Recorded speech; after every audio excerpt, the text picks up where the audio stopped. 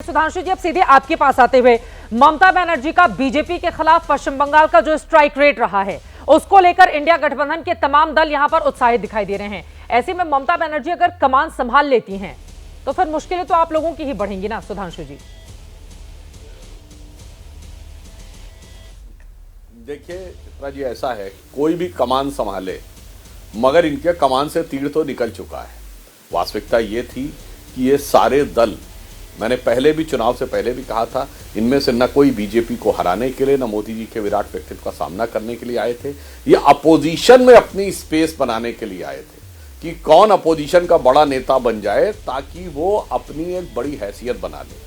अब देखिए यही हुआ लोकसभा चुनाव से पहले। ये सच है कि कांग्रेस ने ज्यादा लाभ उठाया विपक्षी ये जो अपने सहयोगी दलों थे उन राज्यों में जहां सीधा मुकाबला था, वहां एक भी राज्य में वो भाजपा ज्यादा सीटें नहीं जीत पाए। मगर उसके बाद राहुल गांधी जी ऐसा आचरण करने लगे लोकसभा में जैसे ही जमीन से आसमान तक मैं ही मैं हूं, दूसरा कोई नहीं, किसी विपक्षी दल की तो कोई हैसियत ही नहीं है, सारा का सारा वो स्पेस कवर करने का प्रयास करने लगे। उसके उपरांत ही इन दलों में आपस में जो अविश्वास से भरा हुआ गठबंधन था उसमें एक दूसरे के प्रति एक प्रतिस्पर्धा शुरू हुई। आप देखिए हरियाणा चुनाव हुआ, वहीं समाजवादी पार्टी ने सीटें डिक्लेयर कर दी और कांग्रेस को ठेंगा दे दिया उत्तर प्रदेश में कि कुछ भी नहीं देंगे। अब देखिए जैसे ही महाराष्ट्र के प्रतिकूल परिणाम आए अब ये लोग एक स्टेप और आगे बढ़ गए। हाँ, यहां मैं एक और बात कहना चाहूंगा एक यथार्थ के रूप में, जिसको मैं प्रवक्ता से हटकर एक राजनीति के विद्यार्थी के रूप में कहूंगा। देखिए ये सच है कि कांग्रेस पार्टी ही एक ऑल इंडिया पार्टी है जिसका सब राज्यों में जनाधार है जी। चले उनको सीटें कम मिले पर उनके बिहार में भी कार्यकर्ता हैं, वोट हैं, तमिलनाडु में भी हैं, पश्चिम बंगाल में भी हैं, उत्तर प्रदेश में भी हैं। मगर समस्या क्या है कि जो नेता उन्होंने चुना है वो कम समझदार भी है, परिपक्व भी कम है और आयु में भी छोटे हैं। आप कैसे सोच सकते हैं कि राहुल गांधी जी का नेतृत्व तो ममता जी जैसा दिग्गज जिसे कहते हैं वो नेता और जो काफी लंबी राजनीतिक अनुभव रखते हैं, शरद पवार, लालू प्रसाद यादव जी, ये इनका नेतृत्व स्वीकार कर लेंगे। इवन एमके स्टालिन को भी अगर आप कहें तो मुझे लगता है यह व्यवहारिकता है। तो समस्या क्या हो गई है कि जो पार्टी बड़ी उसका नेता छोटा है और जो पार्टियां छोटी उनका नेता बड़ा है। तो अब इंडी गठबंधन में समस्या क्या हो गई, थैला छोटा है, सामान बड़ा है, और जब ज्यादा छोटे थैले में ज्यादा बड़ा सामान जबरदस्ती रखने का प्रयास किया जाता है तो थैले का फटना स्वाभाविक है। वही स्थिति सामने इसके पहले कि मैं बाकी मेहमानों के पास जाऊं सुधांशु जी, लेकिन वही लालू प्रसाद यादव जब पटना में इंडिया गठबंधन की पहली बैठक हुई थी, मैं खुद वहां पर मौजूद थी, उन्होंने कहा था कि राहुल गांधी दूल्हा बने और हम सब लोग बाराती बनने को तैयार हैं।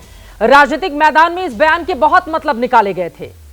अब वही अगर कह रहे हैं कि नहीं ममता बनर्जी को कमान सौंप देनी चाहिए, तो आप समझ रहे हैं लालू प्रसाद यादव जैसा बड़ा नेता जब इस तरह का बयान देता है उसके मतलब बहुत दूर तलक होते हैं।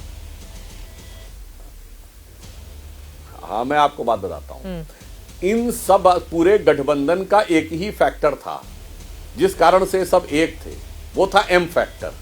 उस एम फैक्टर की वजह से पूरा इंडी गठबंधन सामने आया था कि वो एम इनका यूनाइटिंग फैक्टर था। वो एम फैक्टर क्या था, वो था मोदी फैक्टर कि मोदी को हटाना है। वैसे मैं दर्शकों के विवेक पे छोड़ता हूं, वो दूसरा कोई एम फैक्टर समझ रहे होंगे तो मैं उन्हें, उनकी बुद्धिमत्ता पर भी मुझे पूरा भरोसा है।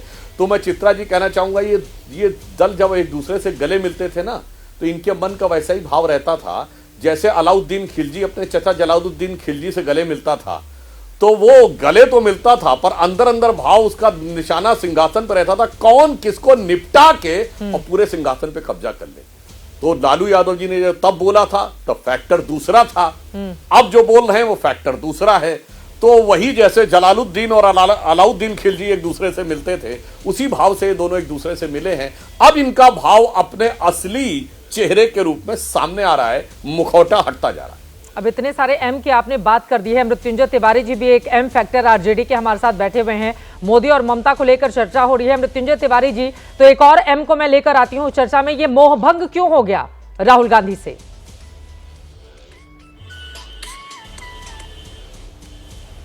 देखिए चित्रा जी, हेलो, बोलिए बोलिए, आ रही है आवाज आपकी? आवाज आ रही है? एकदम अच्छी आवाज आ रही है, बोलिए मृत्युंजय तिवारी जी।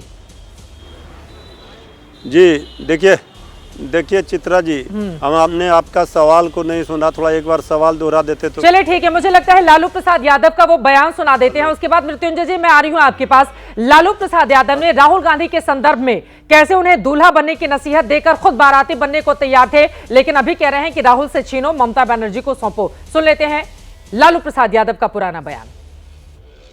बात तो हम लोग का सलाह माने नहीं दिया, नहीं किया, शादी कर लेना चाहिए था।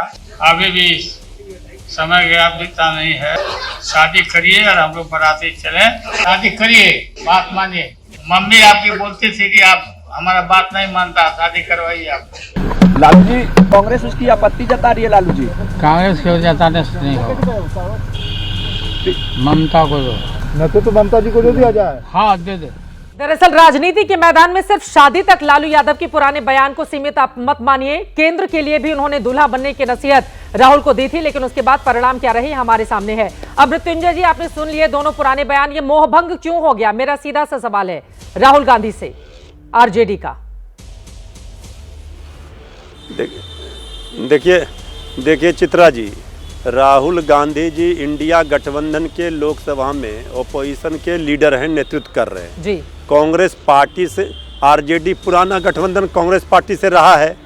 आदरणीय लालू जी ने क्या कहा, जब कोई गठबंधन का, इंडिया गठबंधन की मजबूत घटक दल के रूप में ममता दीदी हैं, मजबूत स्तंभ हैं और गैर भाजपा विपक्षी दलों की एकजुटता के सबसे बड़े आर्किटेक्ट लालू जी माने जाते हैं, सूत्रधार हैं। तो लालू जी ने कहा कि ममता दीदी अगर इच्छा प्रकट कर रही है नेतृत्व की तो बन सकती है नेता, दे देना चाहिए। इसमें कोई, जब सब लोग मिल बैठ करके तय करेंगे, ये तो जब इंडिया गठबंधन के सभी दल के नेता बैठेंगे, 18 दल हैं इसमें, यहाँ नेता को लेकर के, नेतृत्व को लेकर के कोई विवाद है ही नहीं। यहाँ स्पष्ट है, देश को, लोकतंत्र को, संविधान को बचाने के लिए ये गठबंधन बना है। जिस उद्देश्य के लिए बना है, उस उद्देश्य की लड़ाई आप लोग लड़ रहे हैं कि इंडिया गठबंधन को बचाने की लड़ाई लड़ रहे हैं। मृत्युंजय जी, अपने नेता का बयान तो आपने सुना होता, उन्होंने कहा है कांग्रेस के विरोध का कोई मतलब नहीं है, वो सीधे ये बोल रहे हैं, वो कह रहे हैं ममता बनर्जी को कमान सौंप देनी चाहिए। देखिए चित्रा जी, इंडिया गठबंधन में शामिल दल के नेता सिर्फ हाथ और गले नहीं मिलाए हैं, दिल मिला हुआ है। जो शिंदे जी के साथ महाराष्ट्र में बीजेपी ने किया, अब वही बिहार में आदरणीय नीतीश जी के साथ करने की तैयारी है। हम लोग यहाँ धोखा दे करके एक दूसरे का पैर नहीं खींचते हैं। यहाँ तो इंडिया गठबंधन में शामिल सभी दल एकजुट हैं, एक उद्देश्य है, एक ही मकसद है, इस देश को बचाने का। तो जो लोग आदरणीय लालू प्रसाद जी के बयान पर ये अलग अर्थ निकाल रहे हैं कि कांग्रेस को उन्होंने ये अरे कांग्रेस पार्टी तो लोकसभा में नेतृत्व कर रही है इंडिया गठबंधन का। हाँ। कांग्रेस पार्टी से हमारा पुराना गठबंधन है, कई चुनाव कांग्रेस पार्टी के साथ लड़े हैं। जब सोनिया गांधी को विदेशी मूल की लोग, बीजेपी के लोग बोल रहे थे, लालू जी सबसे पहले खड़े हुए थे सोनिया गांधी के पक्ष में। ममता दीदी मजबूत नेत्री है इंडिया गठबंधन की, उन्होंने इच्छा प्रकट किया तो लालू प्रसाद जी ने कहा कि ममता दीदी नेतृत्व कर सकती है। ठीक है, इसमें कौन सा हर्ज है? सुधांशु जी, आप जवाब दे दीजिए, उसके बाद मैं बाकी मेहमानों के पास जाऊंगी। ये कोई टीवी पर। सुधांशु जी, वो कह रहे हैं बयान का गलत मतलब निकाल रहे हैं आप लोग और झगड़ा लगाने की कोशिश कर रही है बीजेपी। नहीं, कोई बयान नहीं, वो सारी स्थिति शीशे की तरह साफ है। अब मैं बहुत स्पष्ट करना चाहता हूं, कट्टरपंथी मुस्लिम वोट के लिए ये लोग साथ आए थे। लोकसभा चुनाव में इन्हें लग रहा था कि चूंकि उनको लगेगा कि केंद्र में कांग्रेसी सरकार बना सकती है तो वोट का बंटवारा ना हो, यानी बटना नहीं चाहिए वोट, इसलिए कांग्रेस का साथ जरूरी था। अब कांग्रेस के राइज के बाद ये लोग घबरा गए हैं, सबको लगने लगा है अब कहीं कांग्रेसी इनका वोट में भांजी ना मार ले जाए। तो अब विधानसभा में कोई भी दल कांग्रेस को साथ लेने को तैयार नहीं है, ना यूपी में सपा, ना दिल्ली में आम आदमी पार्टी, ना बिहार में राजद।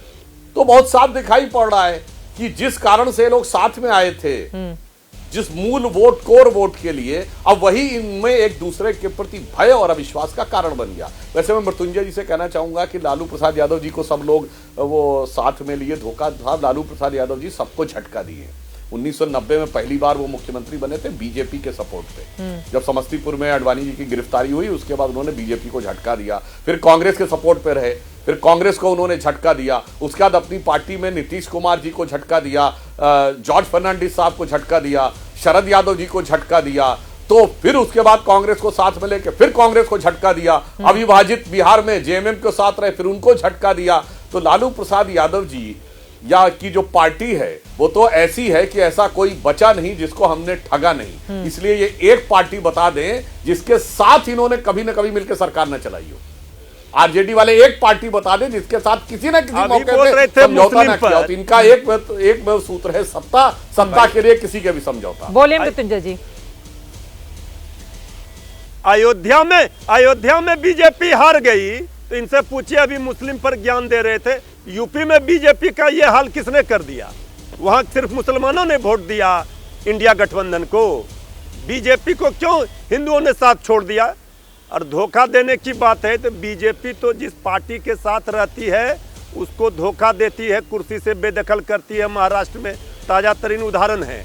लालू जी ने कभी गठबंधन के अपने सहयोगियों को धोखा नहीं दिया है, ये बात सबको पता है। ठीक है, मैं आऊंगी